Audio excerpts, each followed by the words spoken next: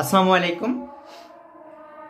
Teaching home থেকে সাথে আছি আমি রুবেল আহমেদ এবং শুরু করতেছি তোমাদের এসএসসি 2025 সালে যারা পরীক্ষা দিবা তাদের জন্য খুবই গুরুত্বপূর্ণ এবং খুবই গুরুত্বপূর্ণ একটা সাজেশন দিব আজকে। এখান থেকে ইনশাআল্লাহ তোমরা 5টা কোশ্চেনে একদম কমন পেয়ে যাবা যদি আমার কথা মতো ঠিকভাবে শেষ করতে পারো। যারা এখন পর্যন্ত পড়াশোনা করো নাই তারাও এখান থেকে খুব ভালো রেজাল্ট করতে পারো, মানে পাস করতে পারো অ্যাটলিস্ট। আর যারা অবশ্যই ভালো পড়াশোনা করেছো তারা 100% এখান থেকে কমন পেয়ে যাবে, এটা আমি একদম নিশ্চিত। কারণ অনেক দিন যাবত আমি এর সাথে সম্পৃক্ত, সুতরাং কোথায় কি আসবে এই সেই সম্বন্ধে ভালো ধারণা রয়েছে। তো এখানে দেখো উচ্চতর গণিত 2025 যারা তোমরা পরীক্ষা দেবা শুধু তাদের জন্যই, ঠিক আছে? একদম আমি এখানে বলে দিব যে কোন কোশ্চেনগুলো একদম 100% আসবে এবং কোন কোশ্চেনগুলো আসার সম্ভাবনা রয়েছে, তোমরা ওই অনুপাতে পড়াশোনা শুরু করবা। তো দেখো এখান থেকে আমি প্রথমে বীজগণিত, জ্যামিতি, ত্রিকোণমিতি এবং সমনা, তোমাদের এই 3টা পার্টই থাকে, তাই না? তো এখান থেকে আমাদের যে সম্ভাবনা রয়েছে, এটা 14 অধ্যায়ে রয়েছে আমাদের সম্ভাবনা। এই সম্ভাবনা থেকে মাস্ট আসবেই, তার মানে এটা আসবে আমাদের 100%। এটা আমাদের 100% আসবেই সম্ভাবনা। 3টা ম্যাথ মানে 3টা টাইপ করবো আমি, আমার আগের ভিডিওগুলোতে রয়েছে, সম্ভাবনা গেলে খোঁজ করলে পেয়ে যাবা। সেখান থেকে আমাদের মুদ্রা আর ছক্কার নিক্ষেপের গণনাগুলো পড়বা।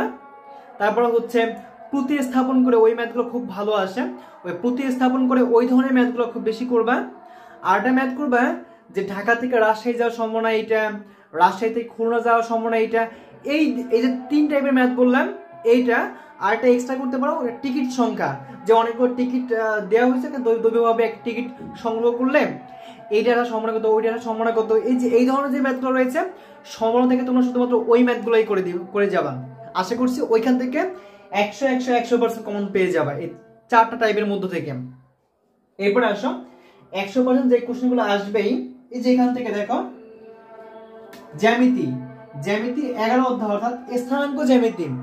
এই স্থানাঙ্ক জ্যামিতি থেকে তোমরা 100% এখান থেকে কমন পাবা, 100% কমন পাবা, 100% কমন পাবা এখান থেকে 11 অধ্যায় থেকে। এখান থেকে একটা কোশ্চেন থাকতে পারে অথবা 2টা কোশ্চেনও থাকতে পারে। স্থানাঙ্ক জ্যামিতি থেকে সবসময় 1টা বা 2টা কোশ্চেনই সবসময় থাকে, তবে একটা মাস্ট থাকবেই, 2টা থাকার সম্ভাবনাও তাও 90%। এরপরে দেখো 100% যেই ইয়েগুলো আসবে, এটা আমাদের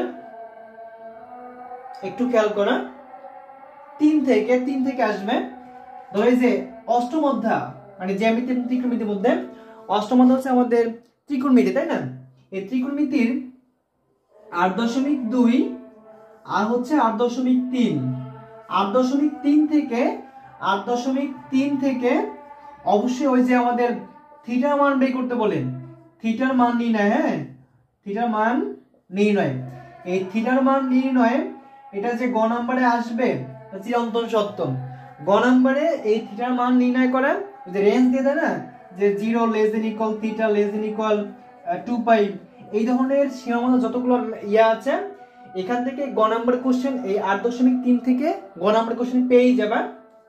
আর খ নাম্বার কোশ্চেন থেকে মানে 8.2 থেকে তোমরা খ নাম্বার কোশ্চেন পেয়ে যাবা। আর ক নাম্বার কোশ্চেন ওদের মধ্যে থেকে ঘুরে দিতে পারেন, ক নাম্বার ইজি পারবা। তো এটা গেল আমাদের ত্রিকোণমিতি এবং স্থানাঙ্ক জ্যামিতি। আর এখানে গেল সম্ভাবনা। তো এই যে 8 থেকেও যে 100% পাবা এটাও সত্য, 8 থেকেও 100% কমন পেয়ে যাবা। 8.1 খুব একটা ইম্পর্টেন্ট না, তাহলে তোমরা করতে পারো, একবার দেখে নিতে পারো, কারণ এখান থেকে বেশ কিছু এমসিকিউ আসে। এরপরে দেখো গেল আমাদের এটা। এরপরে জ্যামিতি, তার মানে এখান থেকে কয়টা কোশ্চেন হইলো? এখান থেকে 2টা কোশ্চেন হয়ে গেছে, কিন্তু জ্যামিতি মানে ত্রিকোণমিতি এবং সমকোণ থেকে 2টা কোশ্চেন থাকবে। একটা থাকবে তোমার 14 থেকে, আর থাকবে 8 থেকে। এখানে 2টা কোশ্চেন হয়ে গেছে, এখানে আমাদের একটা অথবা 2টা কোশ্চেন হয়ে গেছে। এবার আসি এখানে দেখো বীজগণিত। এই বীজগণিত থেকে অধ্যায় 2 এবং 1 এই দুটো মিলে 100% একটা কোশ্চেন থাকবেই, 100% এটা, হ্যাঁ 100% একটা কোশ্চেন থাকবেই। তবে কোন জায়গাতে কোশ্চেন থাকবে এটা বলে দেই। অধ্যায় 2 থেকে আংশিক ভগ্নাংশ,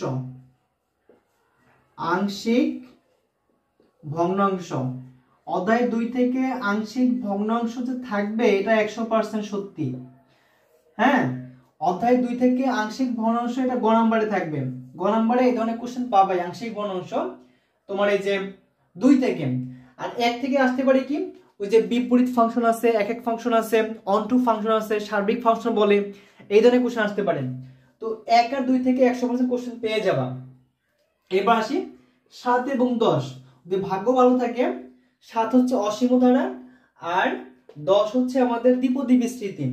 যদি ভাগ্য ভালো থাকে তাহলে 2 থেকে 2টা কোশ্চেনই পেতে পারো। আর যদি তাও না হয় তো 2টা থেকে একটা কোশ্চেন 100% পাবা, 100% পাবা এখান থেকে কোশ্চেন। তো এই 10 আর 7 থেকে কোন ধরনের কোশ্চেন আসে, এখান থেকে মেইনলি তোমার এখান থেকে আসে 7 থেকে আসে যে ওই যে x এর উপর শর্ত, x এর উপর শর্ত কথা বলে না, x এর উপর শর্ত, x এর উপর কি শর্ত আরোপ করলে ধারাটি অসীমিত সমষ্টি থাকবে ওইটা বের করতে বলে। আর 10 থেকে উপরে তোমার এখন একটা কোশ্চেন ইউনিক করছে, সেখানে তোমাকে যে কোনো একটা ধরো এমন একটা ইয়ে দিয়ে দিল,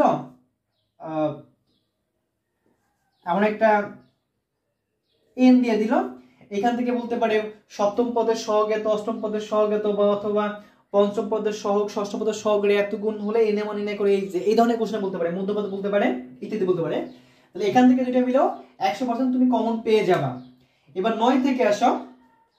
9টা একটু আমি একাই লিখছি এটাকে, কারণ এই 9টা একটু জটিল, যদিও 9 এর দুইটা পার্ট আছে, 9.1 আর আছে 9.2। হ্যাঁ 9.2। 9.1 থেকে শুধু তোমার 7 নম্বরে মানে অনুশীলনীর যে 7 নাম্বার ম্যাথগুলো রয়েছে, শুধুমাত্র 9 থেকে অনুশীলনীর 7 এর ম্যাথগুলো করে যাবা, এখান থেকে খ নাম্বার পেয়ে যাবা। আর 9.2 থেকে ডোমেন রেঞ্জ বের করবা, ডোমেন ও রেঞ্জ নির্ণয়। ডোমেন আর রেঞ্জ একটা ইয়ে আছে না, যেমন এরকম ধরো function of x equal ln 5 plus x divide 5 minus 6, এই ধরনের যে ইয়া থাকে কোশ্চেন থাকে, এখান থেকে ডোমেন আর রেঞ্জ বের করতে বলতে পারে। 9.2 থেকে কোশ্চেন আসে মাস্ট এখান থেকে এই ধরনের কোশ্চেন আসবে, মানে ডোমেন এবং রেঞ্জ এই ধরনের কোশ্চেন দিয়ে দেবে।